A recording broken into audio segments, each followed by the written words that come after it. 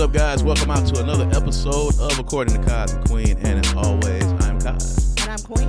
These are conversations that take place between a husband and wife in the privacy of our own home that we bring to you guys, sometimes to make you laugh, sometimes to make you think, but always to open up the lines of communication between husbands and wives, men and women, friends and lovers, all of that good stuff. If you're joining us now, of course, you can be checking us out on all streaming services, and we are available on Black with No Chaser Radio. Shouts out to the whole Black with No Chaser radio crew. All you got to do is download the BWNC radio app. That's right, the BWNC radio app.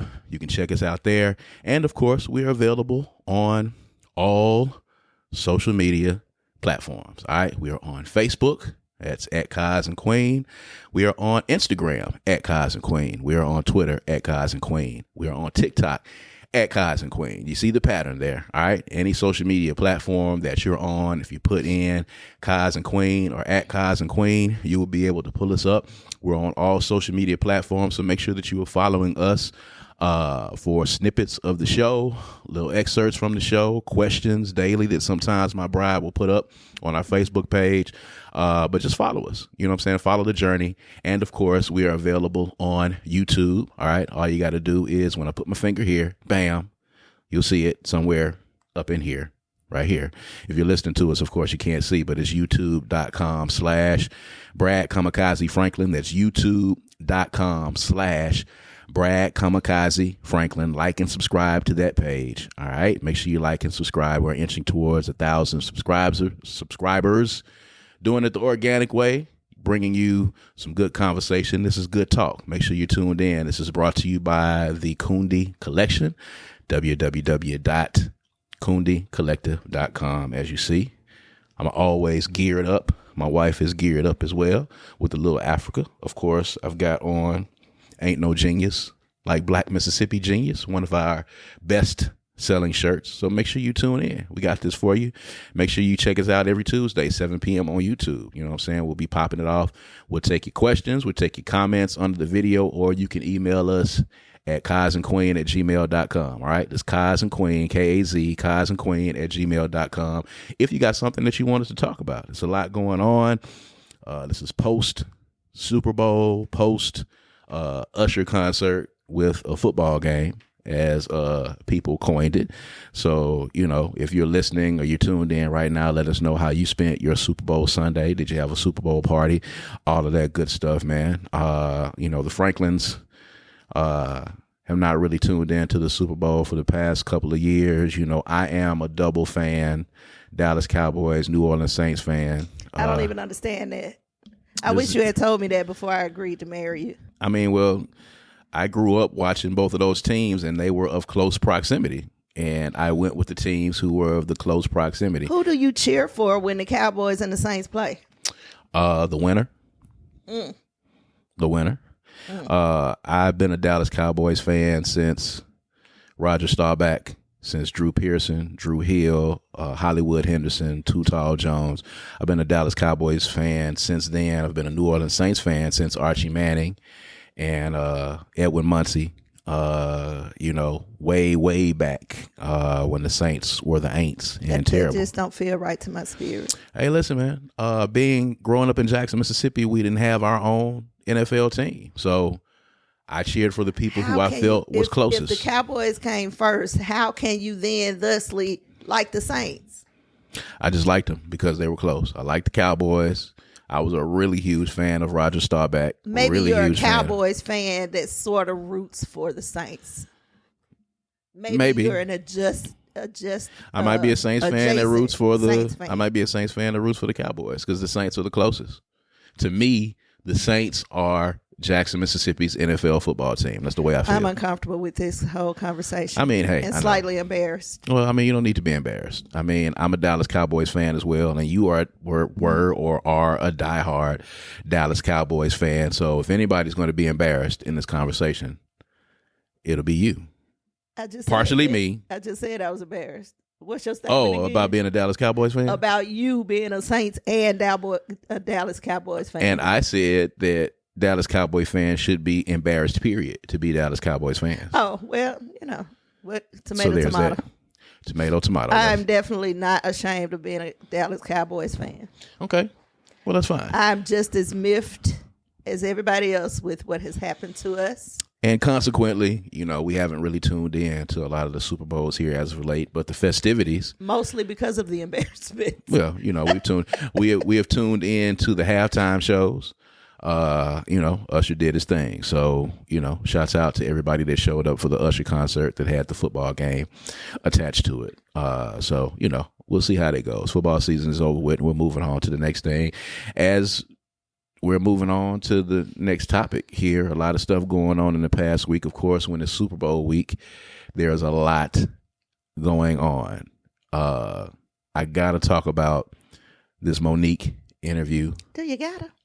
I gotta, because it's just sticking in my craw. This whole thing with Cat Williams and Monique and Kevin Hart's wife going out on the road with Cat Williams as well. It's just kind of sticking in my craw. It seems like a bunch of people who are just not satisfied with their lot in life. They've all teamed up to try to get a bag. And I don't know if I like it or not. I'm still kind of processing, because I like for people to have the ability, if you feel like you're wronged, I feel like people should have the right to express themselves and speak on it. Everybody has a right to speak their truth, but I just think it's coming from a place of disappointment with where people's particular careers are. Kat will tell you that it's not, but Monique is very vocal in the fact that she feels like her career would be in a different place. But I think in a lot of instances, her career would be in a different place had she made different choices and different decisions. I don't know. It's just weird to me. So here's my take on Monique specifically. Okay.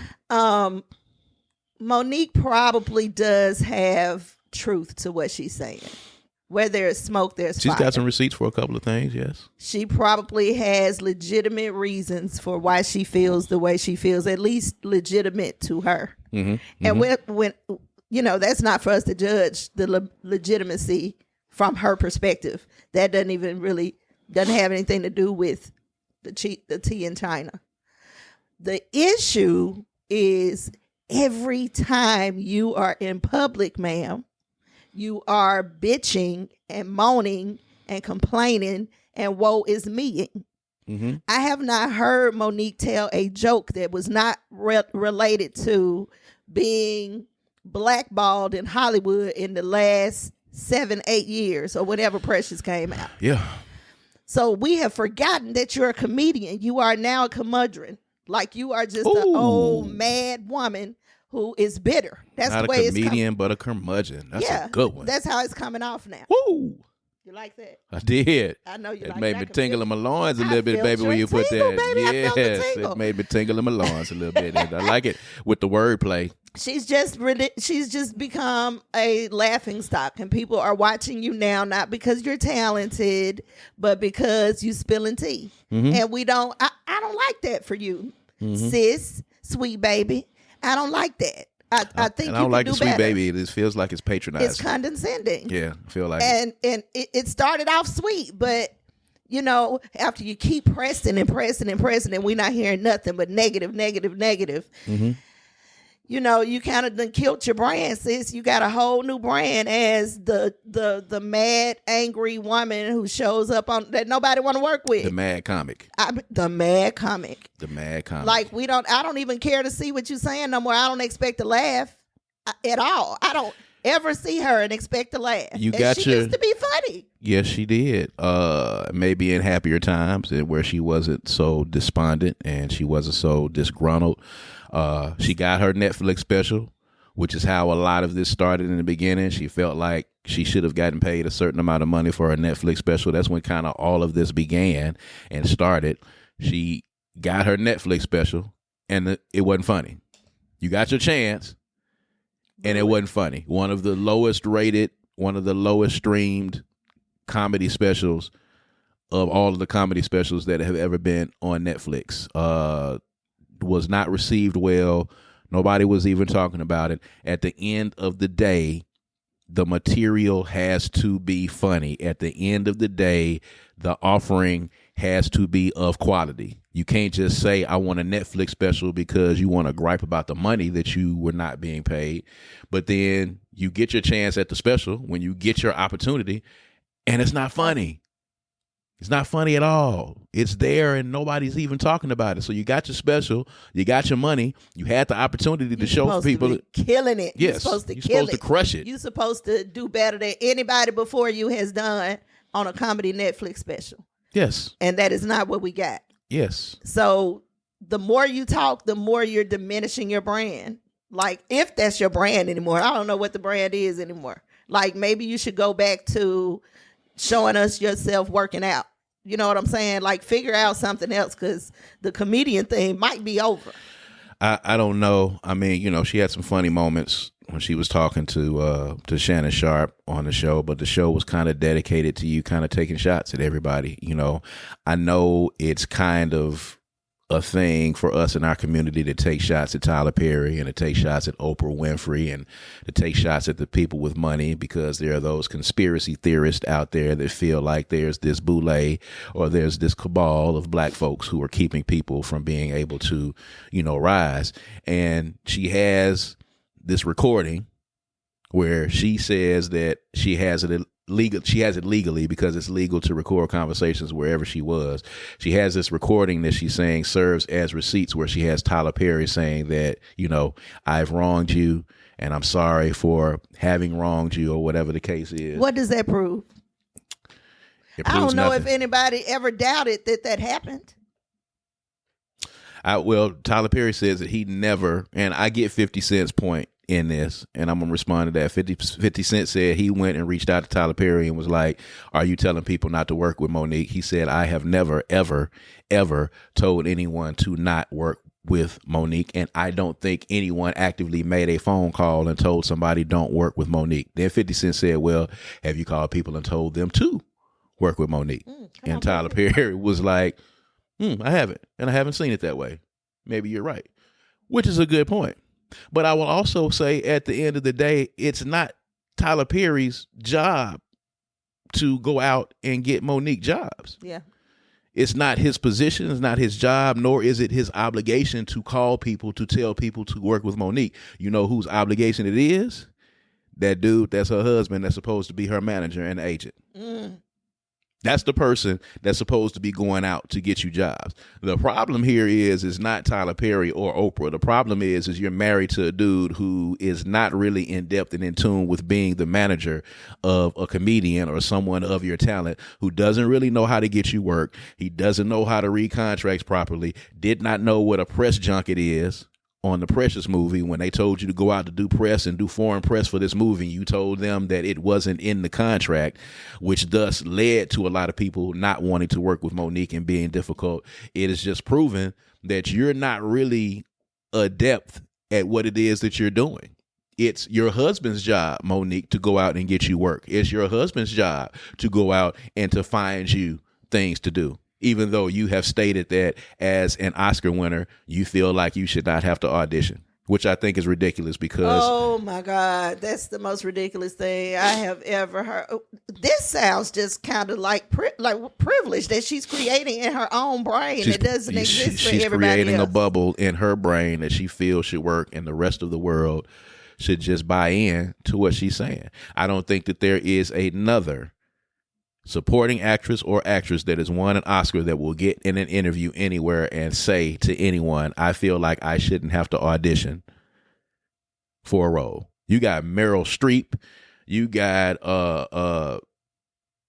Jane Fonda, Sally Fields, you got all these people. Like, I can't go down the list. I actually looked on that day when I looked at that excerpt where she said that. I looked at the list of people who have won supporting actress and won actress, and it is a who's who in Hollywood. And what about all the people who've never won? We are over here griping about the fact that black people are not winning, and you're saying that they have to wait till they win to get these roles? Like, that's what makes you a great actor and actress, when we can't win them and we clearly have the talent. Right. So that's all just a frivolous nonsense. It is. I don't know what kind of reality that she lives in, but she took shots at Tiffany Haddish. She took shots at Kevin Hart.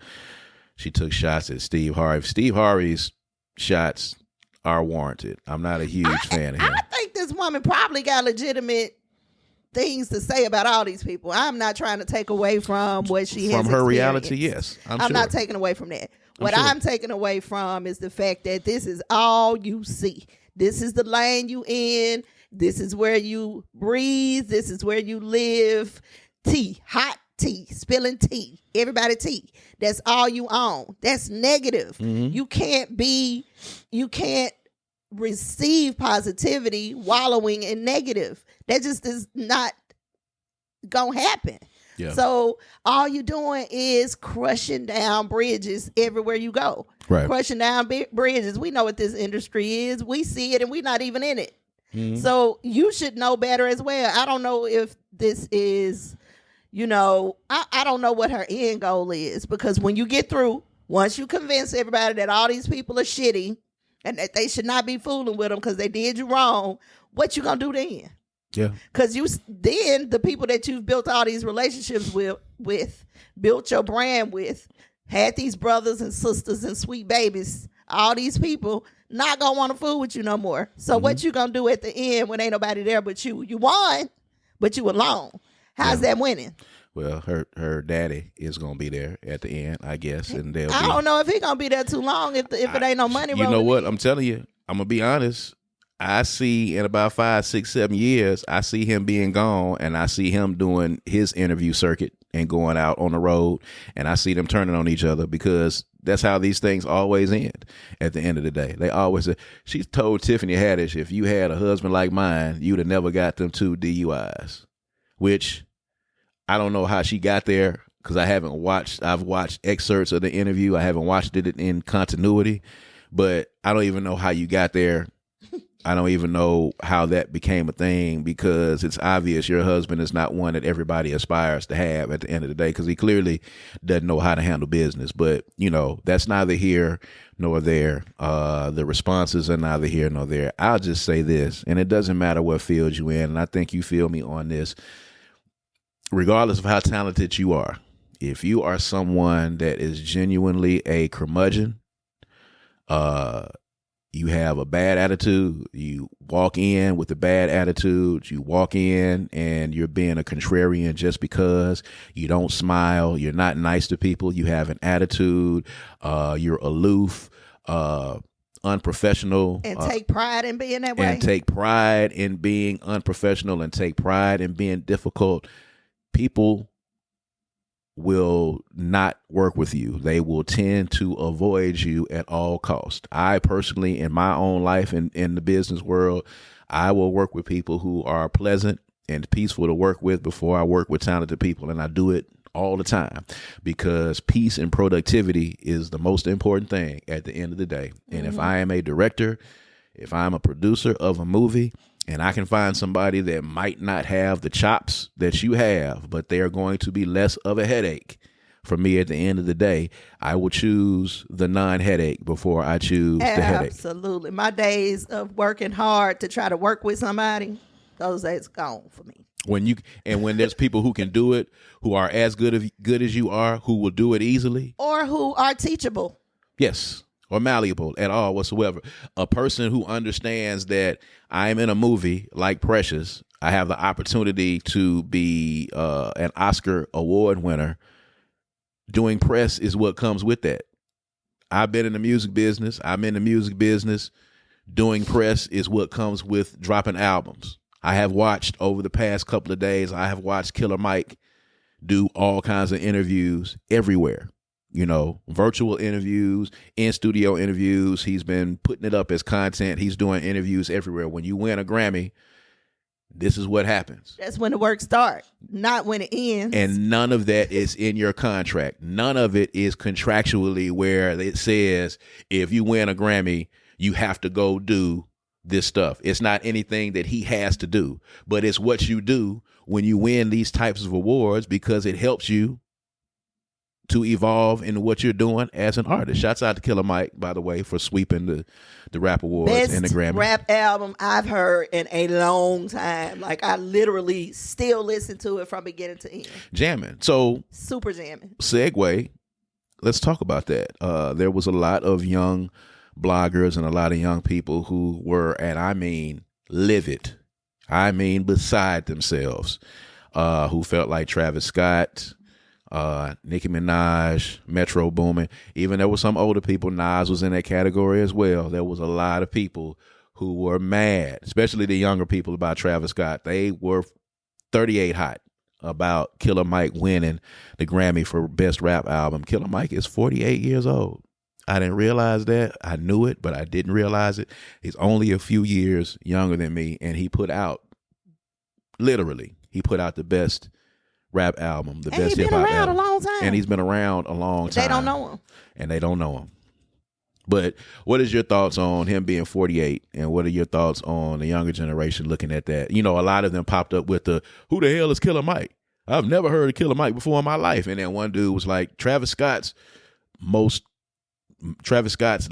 streamed song on Travis Scott's page still has 3 times more streams than Killer Mike's most streamed song on his page. They based it upon the popularity thing. But, you know, your thoughts on the older hip hop generation with this win as opposed to the generational split that exists? Well, there's definitely a split. I don't necessarily get into the awards, especially the Oscars. They don't even have no credibility for me. Mm-hmm. So I don't care who they give the award to. I'm happy for the people who win. I'm rooting for everybody black every single time. So that's about as much credence as I give to the award itself, because they never vote for what I think. You know, if I was on the committee, I would never vote for half of these people that they choose. So I don't even know what the criteria is, how they make their decisions. I don't even know if anybody knows. So I don't put a whole lot into that. But what I will say is that I saw this young man eloquently state that the difference in old heads, which I guess we are, and Absolutely. the new people, is that younger people listen to music for a different reason. They catch a different vibe than what we look for. So we came up in an age where rap was younger and we paid attention to lyrics and what people are saying and maybe cadence and flow and things of that nature. Today, they are more inclined to listen to the beat.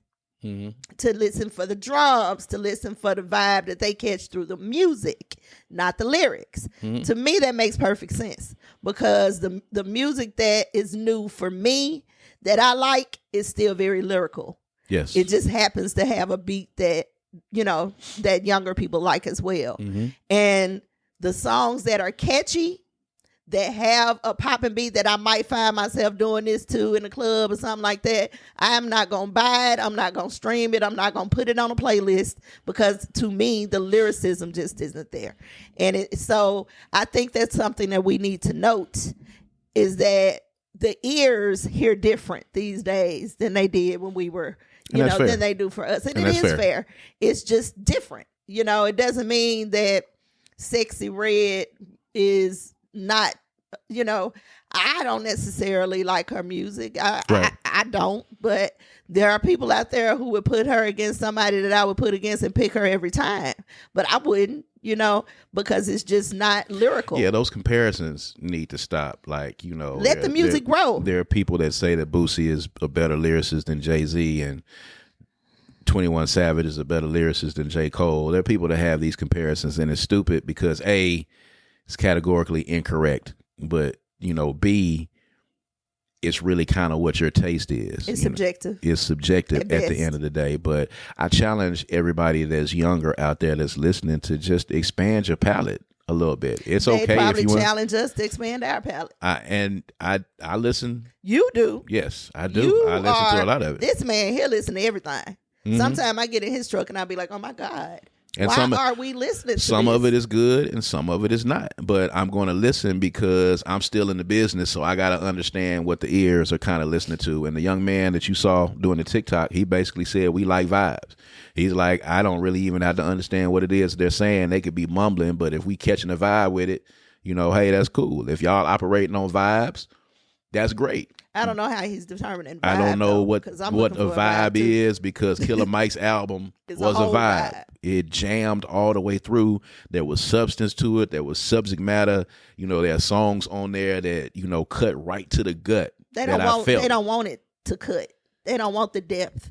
I ain't never seen it's funny because they like people who hide from emotion in my life. Well, like they don't want to feel nothing. I'm gonna say this: they like Rod Wave, and I don't know if you haven't listened to Rod Wave before. This might be your first time. 2 words put together. Rod Wave, I think on every song, I think he is crying out for help. I think he's indicated to me in the music that I've listened to that he wants to off himself. Like, it's the most depressing music that I've ever heard. But you hear kids say, I really feel that Rod Wave. I really feel it. And it really gets me and it cuts me. And it could be just a generational thing for what kids are feeling these days as far as them, hiding their emotions. There are some that are emotional in a sense, but at the end of the day, it's a generational shift. But to everybody that's out there that's in their late 40s or in their 40s, late 30s or whatever the case is, if you still want to do music, if you still feel it, if you still feel like you have something to offer that's good, do it. Hip hop is the only genre of music, again, where old artists are ridiculed, where you are shunned and you are scolded if you're still trying to do music. I see posts all the time talking about, if you're 30-something years old still trying to rap, you need to give it up, or you should be embarrassed if you're 30-something and you're still trying to rap. And, that has probably prevented a lot of people from continuing on with something that they love to do. And it's very good to see Killer Mike getting this Grammy at the age of 48. I think it's great. And he deserved it. And he deserved it because the album was jamming. And understand too that the Grammys is a different vehicle than the American Music Awards or the MTV Awards or any of those other awards. The Grammy is voted on by people that are in the industry and peers, and they're going to vote based upon the quality of the album and the artistry and the creativity of what they deem an album to be over popularity, over streams, over sales.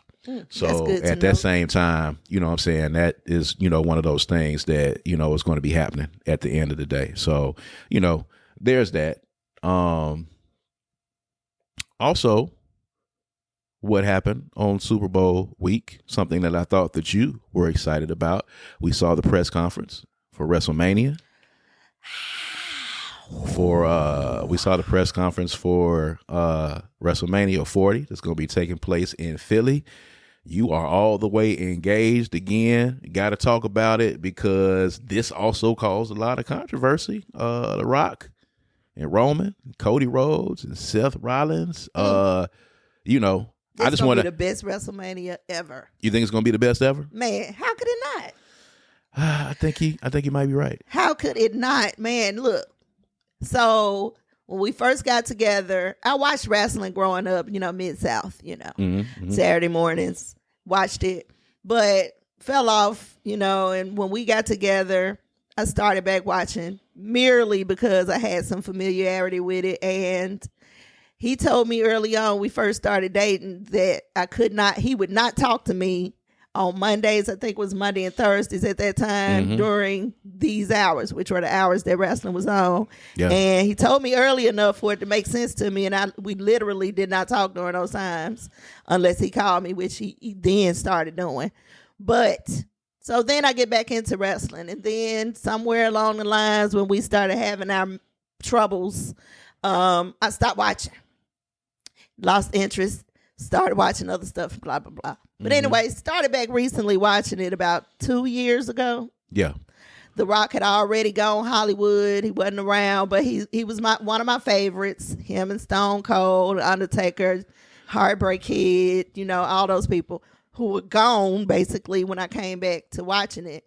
So I've been waiting for The Rock to come back, and not just an appearance, not just a But you got to tell them what got you back into it. What got you back in?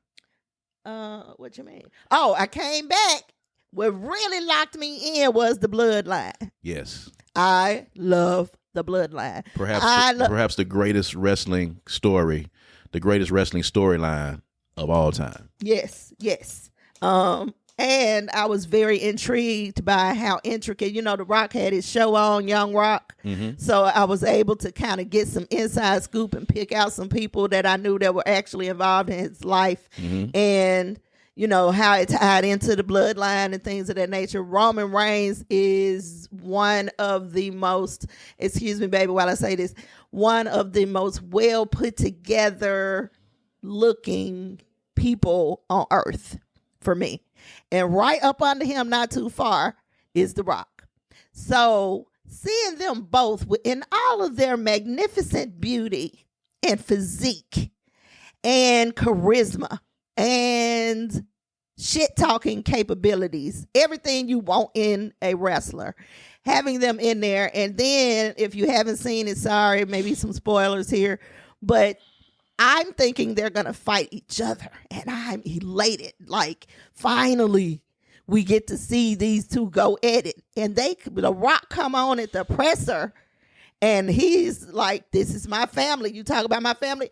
It done took a whole switch. I'm like, wait a minute, where are y'all going with this? They switched gears. You know, originally, when The Rock came back, it was thought that he was going to come back. Rock is now, of course, he's on the actual board. Yes. The TKO board, the people that own WWE now. Thanks, Big E, for telling everybody. Technically, well, everybody knew that part. Not everybody. All the serious wrestling fans knew that, but everybody don't know it. So yeah, so he's technically kind of like Triple H's boss right now, technically speaking, and they've had their rivalry over the years. So you know, Rock has always teased coming back, but originally it was supposed to be Rock versus Roman, which I feel would have been, without a doubt, the biggest WrestleMania main event of all time. But it was hijacked by the Cody crybabies. It was hijacked by the Cody fans.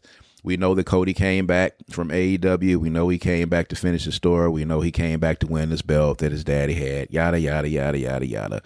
And we've made our way back to that now. And now it is morphed into the bloodline versus Cody versus maybe Seth. I don't know what it's morphed into. Well, Seth ain't wrestling nobody. I know The Rock slapped Cody Rhodes on the press conference, which for me was one of the most shocking moments for me ever in wrestling. So beautiful. I was actually floored. And I'm somebody that's followed wrestling for years and nothing has ever really surprised me. I was not prepared for The Rock to slap Cody Rhodes in the face. Seemed I was like not it prepared. Came out of nowhere. I don't know if Cody was ready. I grabbed my head and I was like, "Oh my God, I cannot believe this." He just bitch slapped this man. He just slapped him. I couldn't believe it. I didn't see it, which is what makes this so exciting and so intriguing. So it's going to be awesome. The Rock is back, and we'll see. I want to see what happens with the bloodline if The Rock is back. And please note, you wrestling fans, please note the energy that Roman carried in the presence of The Rock. Like, he got real small when The Rock showed up. He got real. It was like he handed off the tribal chief moniker to The Rock and became Jay or Jimmy in his presence. And we're going to see where that goes. The Rock said on his social media, you know, buckle up for the ride. I'm looking forward because we got some time. We're going to see what happens. This is obviously going to morph into something else. We're going to see where it goes. But it was exciting. Something else that happened on Super Bowl weekend. Something else that happened in Las Vegas. Las Vegas has really been popping this entire week. Say word. Shouts out to everybody that's out there in Vegas. What happens in Vegas stays in Vegas, I suppose. And it's been unless Monique is there. Unless Monique is there, and she's going to tell everybody's business. All right. So anyway, on that note, we're going to get up out of here, man. We appreciate y'all for tuning in. Of course, hope you have been enjoying. If you have, of course, comment, like, share, comment under this video here. Leave us a comment and say, hey, you know, let us know what you thought about what we talked about. But if you have some subject matters, if you got a TV show, if you got a restaurant, if you got anything that you want us to talk about, you want us to review, any of that, just email us. Oh, yeah, that's a good idea. You know what I'm saying? KazandQueen@gmail.com. KazandQueen@gmail.com. Hit us up. We'll talk about it. We'll give our opinions on it. We'll go check it out. You know, we'll put some content up. All of that good stuff. All right. So, at any rate, we're going to close this one out. I am Kaz. And I'm Queen. And this is According to Kaz Queen.